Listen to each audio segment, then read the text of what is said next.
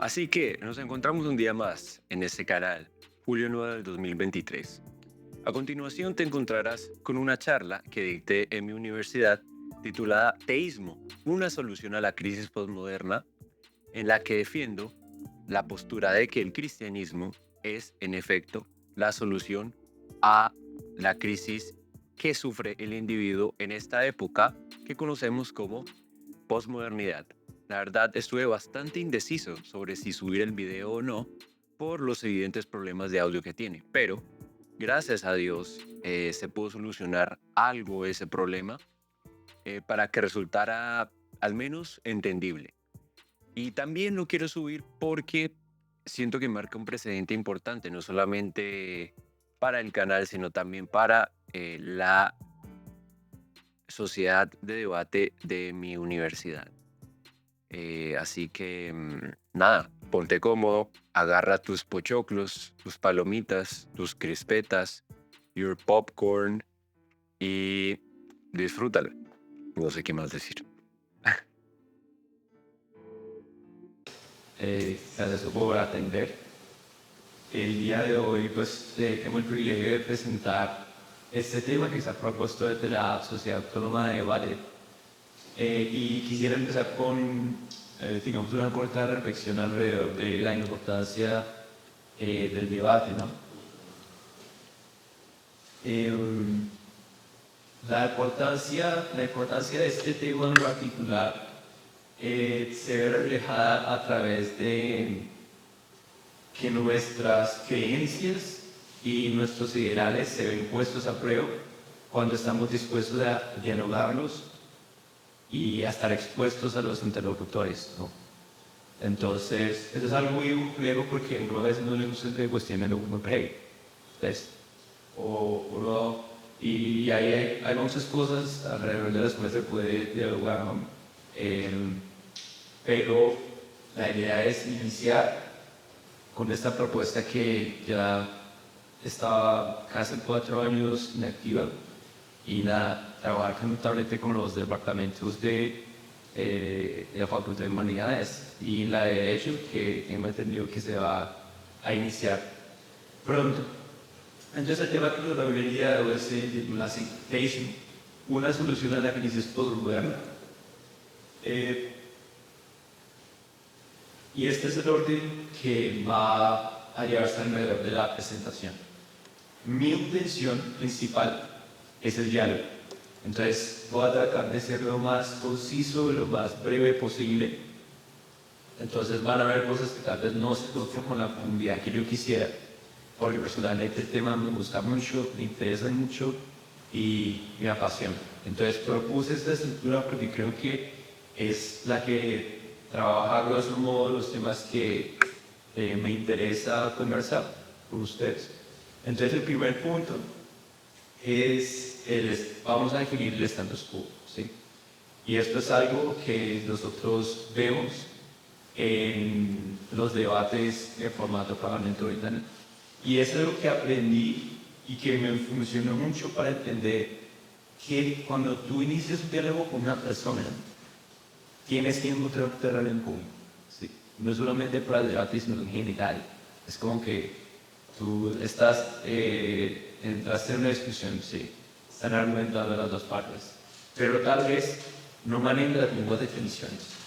Entonces el diálogo no va a llegar a ninguna parte, porque la otra persona está hablando de su definición y tú estás hablando desde la tuya.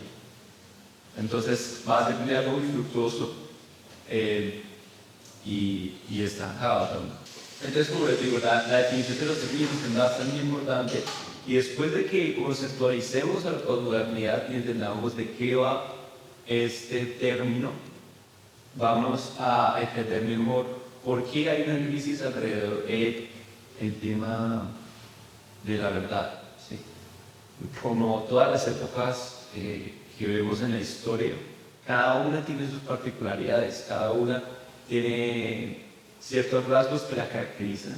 Y uno de estos rasgos en la época actual es que se ha relativizado el concepto de la verdad. Entonces, cuando ya planteemos por qué eso es un problema, vamos a llegar a la solución. Y esa solución es la postura del teísmo como una cosmovisión no solamente que proporciona una solución desde la práctica, sino desde la razón. Es decir, funciona porque resuelve las crisis en el individuo, pero tú puedes solucionar crisis inventándote ideas que no son verdad. Entonces no solamente es una solución práctica, sino una solución razonable. Y es aquí, ¿por qué es razonable? Porque tiene fundamentos en diferentes ramas de estudios. Tenemos fundamentos en la historia, tenemos fundamentos en la filosofía, pero en el punto en el que me voy a enfocar el día de hoy va a ser en la ciencia. Y vamos a hablar de la metodología. Y en la última portada vamos a hacer la sesión de preguntas y respuestas y algunas consideraciones personales que tengo alrededor del tema. Entonces definamos la posmodernidad. ¿Qué es la posmodernidad? Sí. Uno de los teóricos más representativos de este concepto nos encontramos con Jean-François Lyotard y su obra, digamos, culmen, que es la posición postmoderna, publicada en 1979. Y aquí hay algo curioso.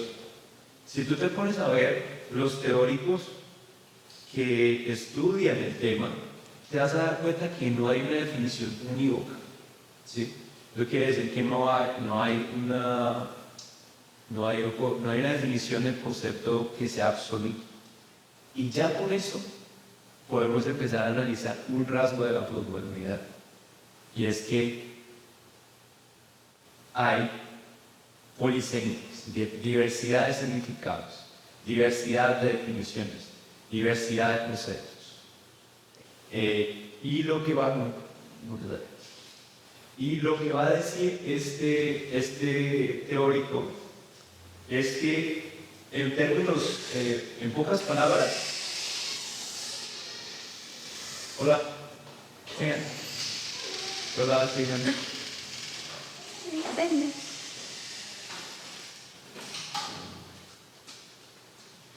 Entonces, como les decía, en pocas palabras, él describe a la posmodernidad como la edad de la cultura.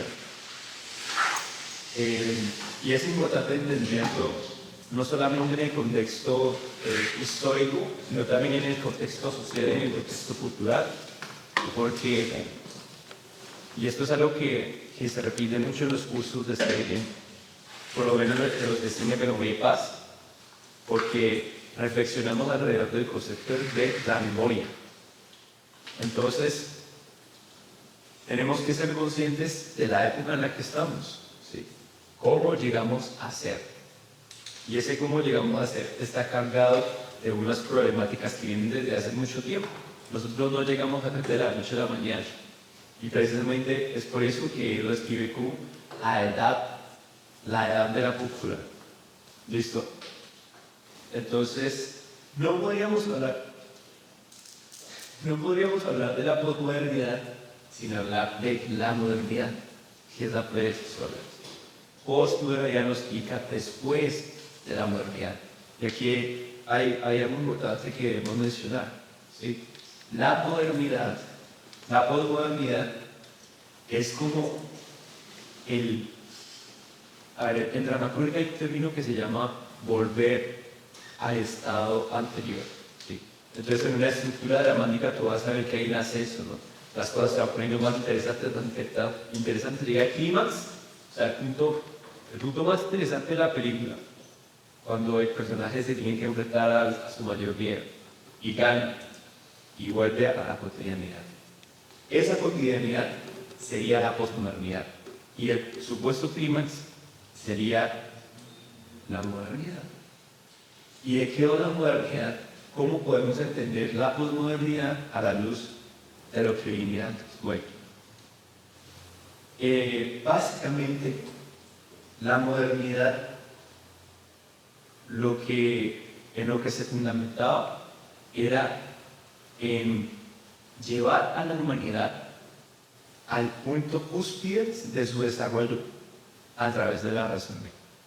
Entonces, por eso es que nosotros vamos a ver que en esa época hay un desarrollo vertiginoso alrededor de muchas cosas, de las artes, ahí podemos ver el Renacimiento, por ejemplo, movimientos artísticos, y en general es como todo un auge alrededor del humano como el responsable de llevarse a sí mismo hacia adelante, o en este caso hacia arriba, ¿sí? Entonces, había algo que tenían que legitimar ese avance. ¿A qué me refiero por eso? Había algo que tenía que dotar de sentido, darle una razón de ser a eso. Bueno, vamos hacia allá, pero ¿por qué? Porque tenemos que desarrollarnos, o sea, ¿por qué estamos haciendo todo esto? ¿Por qué? Y ahí es cuando entra el concepto de el héroe de las luces. Es decir, ese héroe, ¿sí? Esa figura que usa su razón para llevar al ser humano a su punto máximo. Y ahí es cuando entran los metarrelatos, que es un concepto creado por el autor Jean-François Lyotard. Básicamente, lo que quiere decir con metarrelato es ese dispositivo legitimador del movimiento, ¿sí? Que lo dotaba de sentido, lo justificaba. Ok, vamos hacia allá, porque somos seres humanos capaces de usar nuestra razón para llevarnos al punto máximo. Eso era lo que justificaba todo ese movimiento artístico, cultural y político. ¿Sí? Digamos, es una serie de discurso y narrativa que abarca muchas áreas del ser humano al mismo tiempo. Entonces, ahí encontramos, por ejemplo, y eso es lo que voy a mencionar más adelante, el comunismo. ¿Sí? ¿Qué es lo que hace el comunismo básicamente? Es plantearte, ¿sí?, un proyecto. Este es el problema y esta es la solución para todos los seres humanos. ¿Sí? Venimos de un desarrollo histórico en el cual todo se resume en la lucha de clases. Y es nuestro deber romper con esa lucha de clases para así avanzar. ¿Ves? Se plantea como un discurso multiabarcador que cubre toda la humanidad. Y así con otras cosas que vamos a ver más adelante. ¿Cuál es el problema?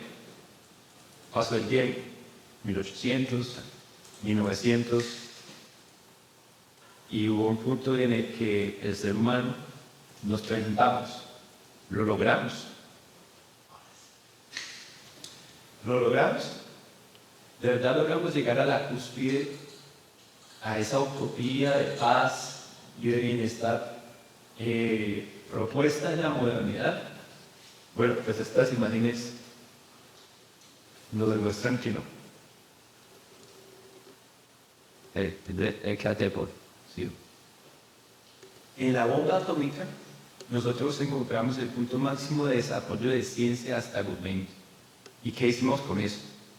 Bueno, nos matamos a los atomios.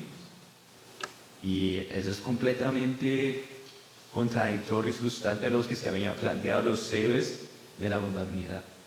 Y es cuando entramos a la post-modernidad, a esa frustración, a esa incredulidad y a esa indiferencia de cualquier tipo de discurso o narrativa que pretenda darle un sentido a la humanidad y al devenir histórico, a lo que viene, a lo que fue y a lo que es. Entonces ya no existen metarrelatos, ya no existen, o para la humanidad, ya no valen ese tipo de especies. Y esa es una de las razones por las cuales nosotros siento que somos bastante creídos con respecto a, por ejemplo, los discursos políticos, a la institución en general, no solo por la política, sino a la institución, cualquier cosa que tenga cierta autoridad sobre nosotros. Pues eso le decimos, yo no te creo mucho. O sea, yo no te creo. Y entre las instituciones está la universidad, está muchas otras cosas. Pues aquí vemos, hay comunismo, hay capitalismo y hay cristianismo como ejemplos, ¿sí?, de metanarrativas o metadiscursos que dotaban de sentido, a la humanidad. Y entonces, si ya no van en los metarrelatos, ¿qué queda entonces? Si ya no hay esas formas de justificar nuestra existencia en el sentido más macro posible, ¿qué es lo que queda? Ya es cuando vamos a la oposición completa de los metarrelatos. Si ya no es meta, si ya no es grande y imponente, ahora es pequeño. Entonces, yo te voy a decir, pasamos de los metarrelatos a los microrelatos. Sí, entonces ya no estamos en el momento en el cual una institución o un discurso de este tipo dote de sentido nuestra vida y nuestra existencia, sino que somos nosotros, el individuo, lo que dota de sentido y propósito a su propia vida. Y ahí es cuando empezamos a entender la crisis. Porque es que todo el peso de la realidad recae sobre nosotros. Entonces ya no podemos confiar en ningún tipo de certeza y tenemos que darle nuestra propia individualidad para definir cómo debemos enfrentarnos a eso que le llaman o que llamamos realidad. Entonces aquí pongo una frase que creo que resume bien este punto. Lo que dota el sentido del individuo es el individuo mismo y por lo tanto todo deja de tener sentido, paradójicamente. Y esa es una de las cosas que también llama mucho la atención como rasgo particular de la modernidad, la contradicción. La contradicción. Hay un autor que me gusta mucho que se llama Jordan Peterson y él personalmente le gusta mucho Nietzsche o Nietzsche o Nietzsche. Y él dice que hay un concepto muy importante de Nietzsche cuando él habla de que el ser humano, con la ruptura del cristianismo, del comunismo y del capitalismo, es capaz de crear sus propios valores. Nietzsche plantea eso. Sí. ¿Sabes que el ser humano va a llegar a ser el superhombre? Él va a decir, yo voy a crear mis propios valores y yo voy a seguir adelante con eso. Pero volvemos a la pregunta anterior. ¿Cómo nos ha ido definiendo nuestros propios valores? ¿Cómo nos ha ido definiendo y tratando de establecer esas reglas de juego para enfrentar el peso de la existencia? Porque realmente es un peso. No poder. Nadie me va a decir cómo comportar, qué debo hacer. Hoy, mañana, o en 10 años, o en 15 años. Y eso me genera ansiedad, ¿no? Tranquilo. Y sobre todo en etapas tan importantes como el paso del colegio de la universidad, o cuando vas a terminar la universidad, o a lo largo de la universidad. Es que nos hacemos esas preguntas todo el tiempo. Entonces, aquí es importante entender que si ya no hay microrelatos, si pasamos a los microrelatos, si pasamos a los microrelatos, entonces vemos que hay un giro completo de 180 grados alrededor del concepto de la verdad. Y yo creo que podría resumir el problema, si podría resumir el problema en lo siguiente. No sé si les ha pasado. De pase, ¿cómo has estado?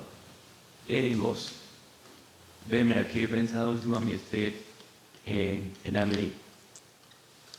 ¿Y qué has pensado? Pues, básicamente has puesto a reflexionar sobre que nosotros no tenemos un papel importante en el universo. O sea, ponete a pensar, existen millones de planetas, millones de galaxias, incluso cosas que no podemos saber con la ciencia. En este vasto universo tenemos un propósito, si tenemos un sentido. Y aquí es cuando entra el tema de los marcos epistemológicos. Si antes, desde la antigüedad, nosotros teníamos un modelo y yo creo que se puede atrasar desde antes de Aristóteles, pero es como el mayor representante de la relación que hay entre nosotros y la realidad. ¿Sí? Antes teníamos unas reglas de juego, así decirlo, una forma de enfrentarnos a la realidad que nos decía, hey, tú estás aquí y la realidad está acá. Ella es la que te indica cómo comportar. O sea, ella es la que te da las reglas del juego. Observarla y manejate conforme a ella. Entonces hay una diferencia entre el individuo y el objeto, entendiendo como objeto a cualquier cosa que sea externa a nosotros, ¿sí? Que haga parte de la realidad. Eso era así, hasta que un aclamado filósofo, conocido por muchos aportes, Immanuel Kant, que digo, ¿sabes qué? No es nada así. Para que en realidad nosotros no vemos el objeto tal cual es, sino que imponemos en él nuestros sesgos, nuestras creencias. Entonces ahí la línea divisora entre individuo y realidad se va volviendo un confuso. Entonces, como les decía, el marco epistemológico que nos brindó Aristóteles, ¿sí? Es el realismo moderado. Aquí está el mundo y aquí estamos nosotros. Él nos da información para saber qué es lo que hay, qué es él, qué es lo que estoy viendo, qué es lo que estoy pensando, qué es lo que estoy observando. Pues. Pero Kant lo que va a decir,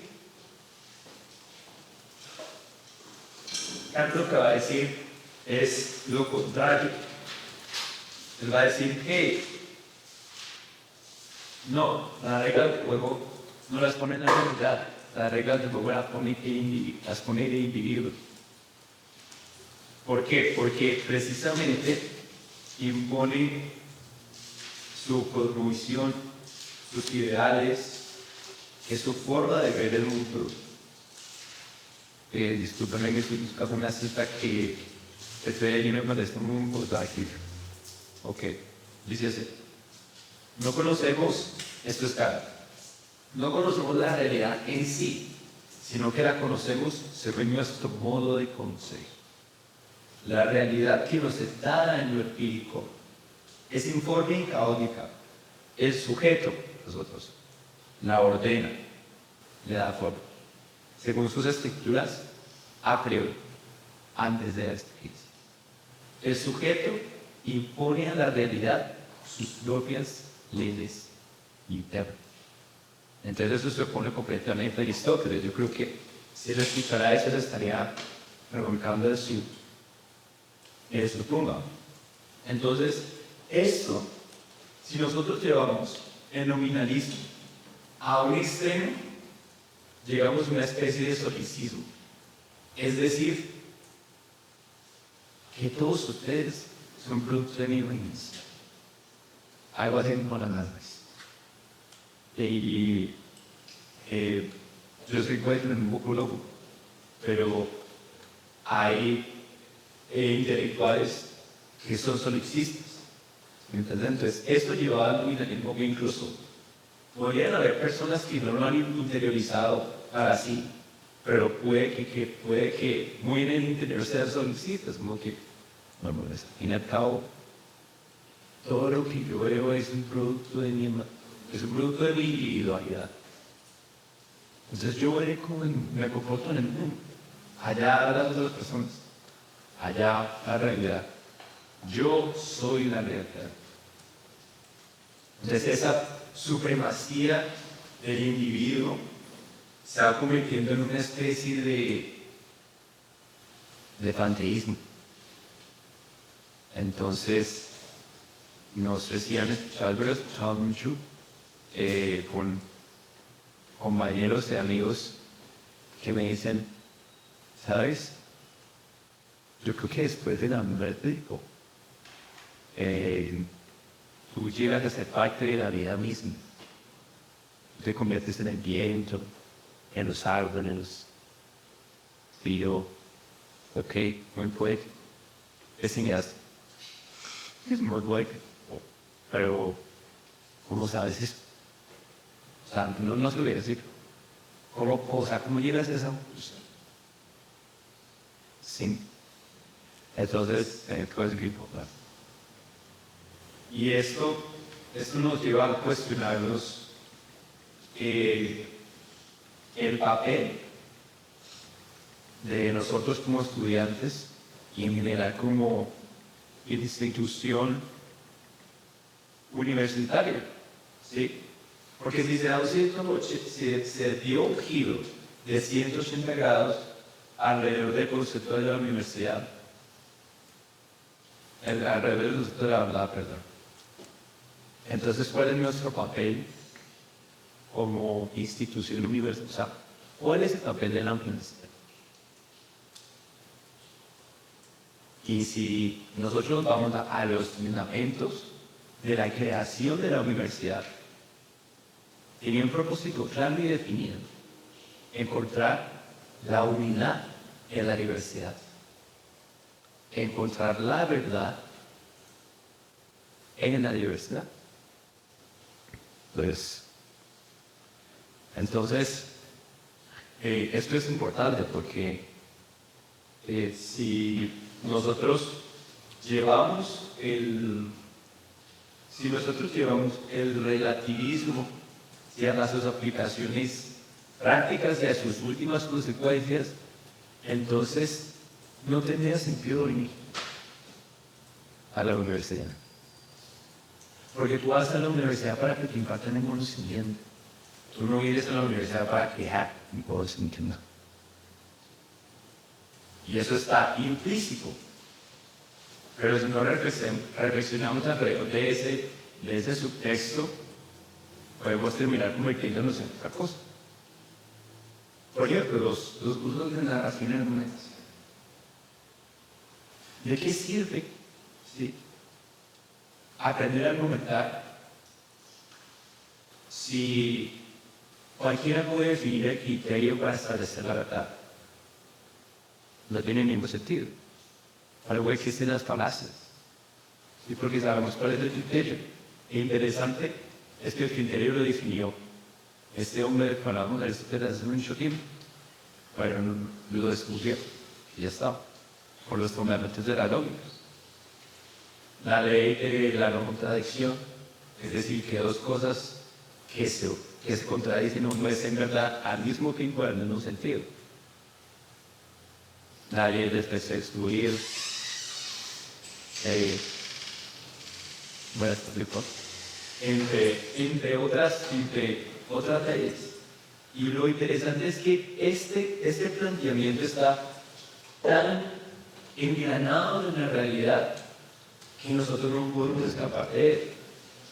Digamos, si yo te pregunto, tú me dices, bueno, pero todo lo que has dicho hasta ahora es tu postura.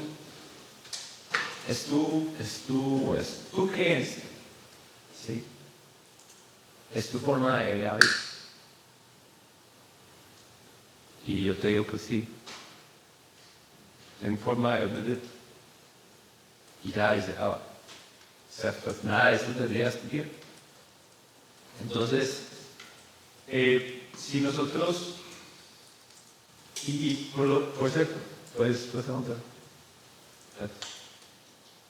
Yo sé que muchos de nosotros hemos escuchado alguna vez algo que no es, la verdad no existe, es verdad para ti, pero no para mí. No se puede dar la verdad, no se puede cumplir la verdad. Toda la verdad es relativa, nadie tiene la verdad, o no debería. ¿Quién ha escuchado eso alguna vez? En conversaciones. Ok, listo. Y la razón por la cual estamos hablando de este tema, es porque está ahí, y está latente. Y hay una gran contradicción que tal vez no se está haciendo explícita. Sí. Más estable, optado. ¿Lo ves? Y hay algo que me llama mucho la atención de este. Es que si nosotros no hablamos de este tipo de temas, entonces estamos en una especie de espiral de silencio en el cual las cosas se dan por hecho. Entonces sí, pues vamos por la vida y vemos que cualquiera puede definir el criterio que es verdad, ¿verdad? Y todo bien, pues yo no molesto a nadie, la otra persona me molesta a mí. Pero lo que tenemos que tener en cuenta es que todas estas afirmaciones se contradicen a sí mismas. Y por eso es que la postura de federalismo moderado es contundente. Porque nosotros tratando de negarlo, lo afirmamos. La verdad no existe. Afirmación. Bueno, esa afirmación que trataban de hacerte, la verdad no existe. ¿Es verdad o no es mentira? O sea, tú estás tratando un absoluto implícitamente para todo el mundo de que no existe verdad. Eso es en sí mismo una verdad. Y igual con las otras afirmaciones. No deberías juzgar. Eso es en sí mismo un juicio. Porque me estás diciendo que implícitamente que es reprensible o está mal juzgar. Y algo que me llama la atención de este tipo de planteamientos es que la intelectualidad sirve mucho para cosas muy buenas, pero también para cosas muy malas. Y una de esas cosas es endulzar las ideas falsas, recubriéndolas de retórica. Y estas afirmaciones son formas de decir esto dulcemente, intelectualmente, elegantemente. No, pero me da que yo estoy de acuerdo, pero no, pero recordar que la verdad es un monstruo social, socialmente construido, es socialmente que nosotros construimos la verdad. O la verdad depende de la cultura y el contexto histórico. Y yo he escuchado personalmente docentes en mi carrera. Y de nuevo, si llevamos esto a la aplicación práctica, puede que sea un poco, no sé, extremo, si el ejemplo que voy a dar, pero me sirve para el punto. Y es, recordemos que este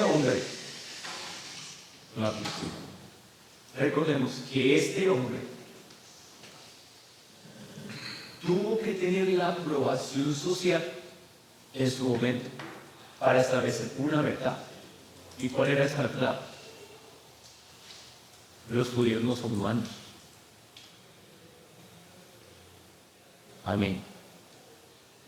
Si nosotros hagamos esto, realmente hemos construido los ideales que fundamentaron el nazismo, era socialmente construidos. Sea lo que sea que signifique eso, porque ahí también entra la medida. Si nos referimos con socialmente construido a que necesitamos consenso para que algo sea verdad, ahí había consenso. Pero estamos viendo, por ejemplo, la batalla del fotosíntesis de arte. Necesita haber complicidad de los individuos para que un totalitarismo funcione. Necesita haber aprobación de las personas para que un totalitarismo funcione. Y esa complicidad puede ser sí, estoy de acuerdo, o puede ser desde el silencio. Y así vemos que ocurre en la historia. Tal vez muchas personas veían como paso a paso avanzaba el régimen y no eran capaces de decir nada. Hasta que ya se volvió una bola de nieve incontrolable y llegó al punto lamentable al cual llegamos. Tal vez no estoy siendo muy acertado con la cifra, pero si no estoy mal, alrededor de 9 millones de personas murieron a manos de la aplicabilidad de una teoría socialmente aceptada.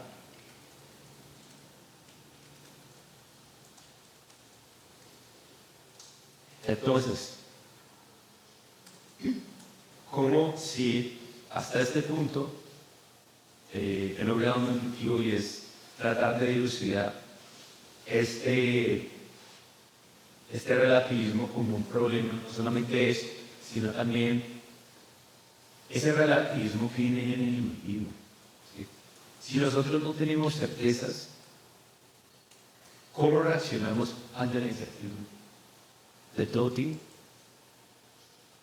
De todo tipo. ¿A cuánta información estamos expuestos a diario? ¿A cuántas versiones de los hechos estamos expuestos a diario? O sea, todo el mundo está relacionado con el término fake news. Sí. O sea, ahora te pegar. Ahora te pegar una nave de información. ¿Y cómo respondemos ante esa incertidumbre? Mi tesis es, respondemos con ansiedad, con la indiferencia, con la frustración. Y no es algo que simplemente yo haya dicho, mira, esto ocurre, igual llegará a la conclusión. ¿Sí? He tenido la oportunidad de hablar con diferentes docentes con los cuales tengo, digamos, una relación cercana. Y nos quedamos hablando sobre qué hay detrás del silencio de los estudiantes cuando te les hacen hacer. Para mí eso es una verdad. Para mí es la normalidad. Yo creo que detrás de esas pequeñas cosas hay una serie de creencias estructurales muy, muy profundas. ¿Qué hay detrás del silencio de los estudiantes? Indiferencia, incredulidad y No, puede que sea un poco fatalista, pero yo también soy estudiante de esperanza. Como que, no, o sea, no creo que tenga mucho sentido estar aquí sentado viendo como una persona disponible. Okay. Check us out. Lo just. Pero, afortunadamente, esa es una solución. Como decía al principio, no es una solución solamente práctica. No es una solución práctica en el sentido de que proporciona un alivio a esa incertidumbre, a esa desazón y a esa frustración que hemos evidenciado a diario. Porque tú puedes reconfortarte en una idea falsa. Tú me puedes decir, bueno, pero ¿cómo sabemos que el concepto, la idea es de ídolo y de Dios es algo real, algo verdadero? Entonces tú puedes creer en tu imaginación que existe un Dios y eso te genera paz. Sigue por ti. Eso no significa que sea verdadero. Y estamos completamente de acuerdo. No significa que sea verdadero. Tú puedes comportarte, tú puedes hallar confort por medio de paz. Lo interesante de esta postura es que no solamente es práctica, en el sentido de que proporciona ese alivio, sino que es práctica. Es decir, que podemos hallar fundamentos en la actividad que nos permitan entender, ok, aquí hay algo interesante. No lo asumo como verdadero gratuitamente porque no ocurre así cuando estamos analizando posturas. Pero sí puede que ciertas cosas llamen la atención. O sea, no lo descartemos de antemano las cosas, ¿ok? Entonces, la solución, en resumidas cuentas, es retroceder para avanzar. Y a lo que me refiero con retroceder es volver a ese marco epistemológico que tiene mayor alcance explicativo, que es el realismo moderado. Aquí está el sujeto, aquí está el objeto. La realidad es la que me da las pautas para computar mi media, no yo y media. Yo soy la realidad está parte. Bueno, pues yo hago parte de ella, me refiero. Pero no puedo someterlo, no puedo someter a la realidad a mis leyes y a mi individualidad. Hay cosas que son como son, sin importar que yo quiera cambiar, si eso puede sonar ofensivo. Pero yo creo que nosotros hemos podido vivir lo suficiente como para saber que hay cosas objetivas que son locos y aún así tenemos que lidiar con ellas. Y es precisamente eso lo que nos impide ser ese marco epistemológico que da respuesta a un nihilismo que surge como producto del relativismo. El nihilismo entendido como esa pérdida de la creencia en valores y propósitos objetivos. Y nada importa. Nada tiene sentido.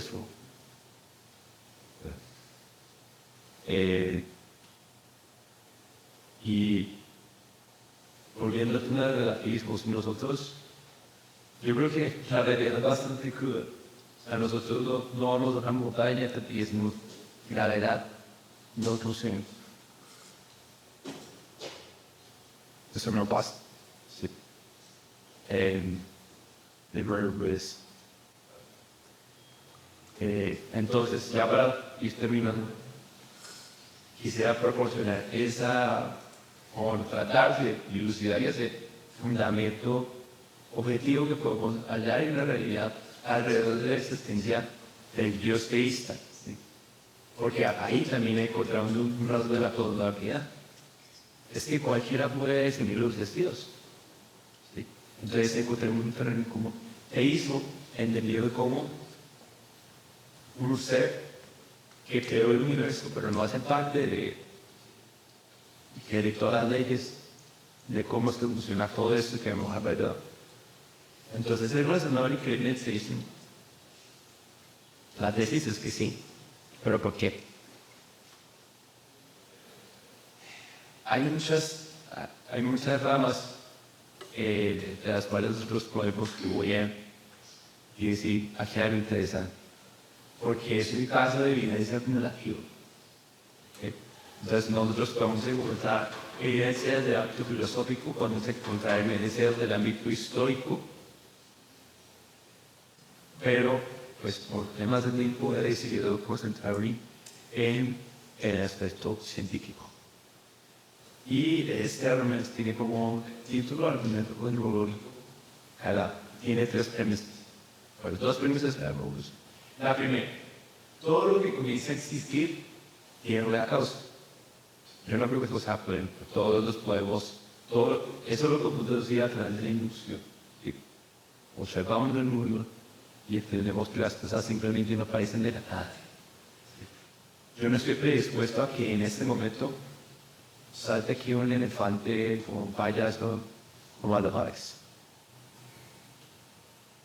Porque la realidad observable me dice que no es así. ¿Sí? Entonces todo lo que comienza a existir tiene una causa, genera premisa. Segunda premisa, el universo en un momento va a existir.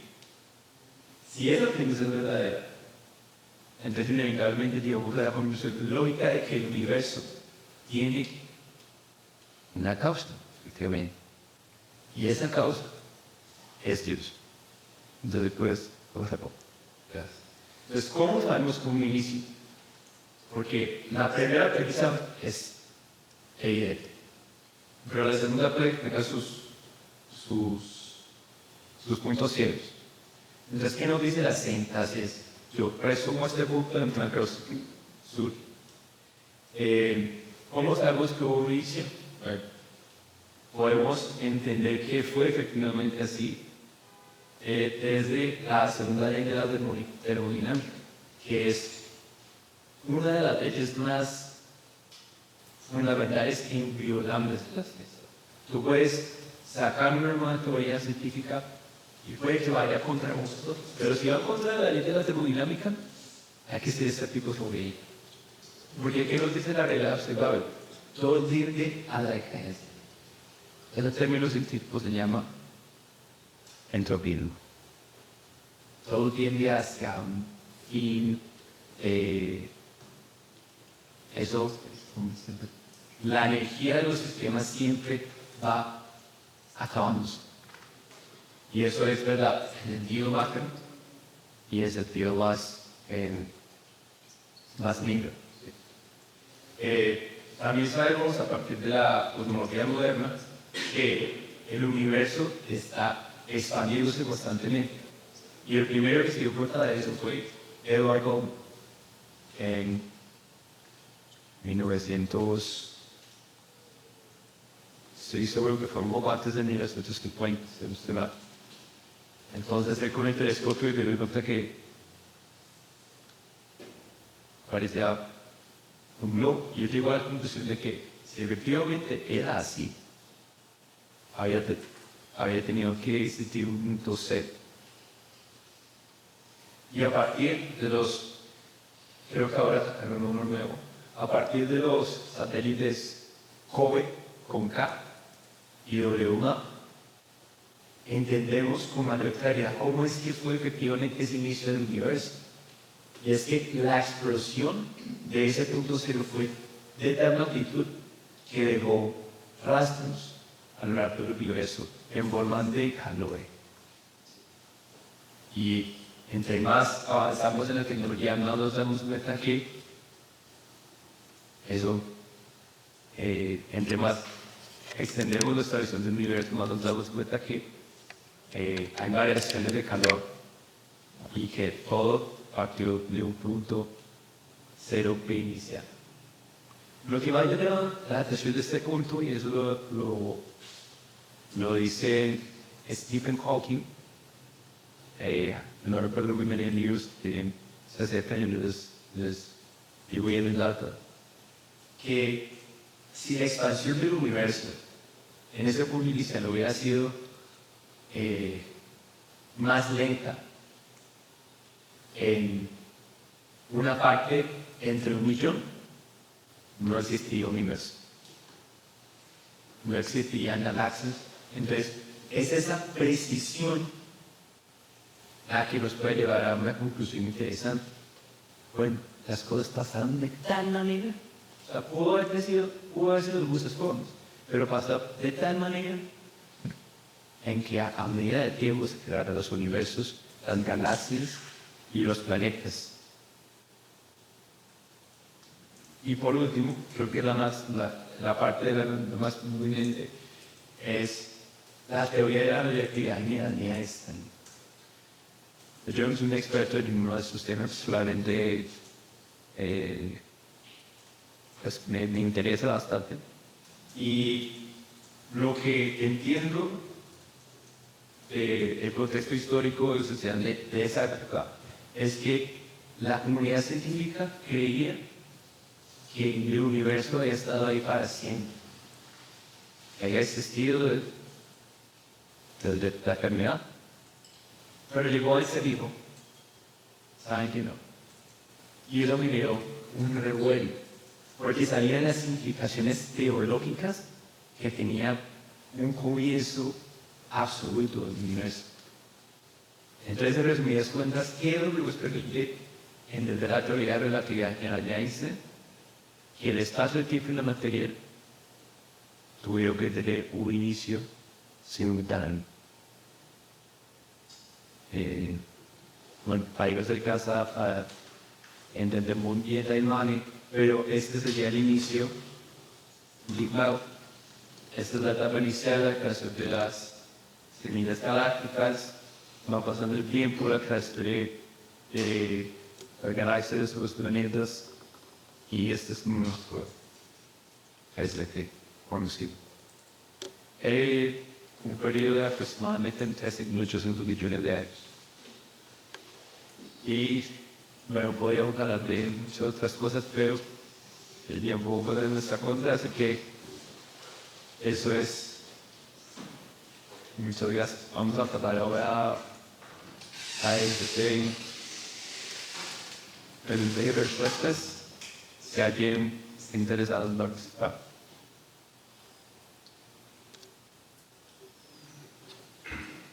Aquí no se sientan, a menos que están lesionados.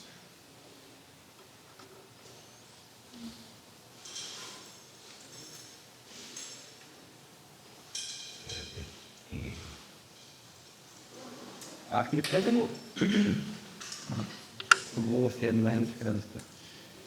O sea, ¿cuál sería la necesidad de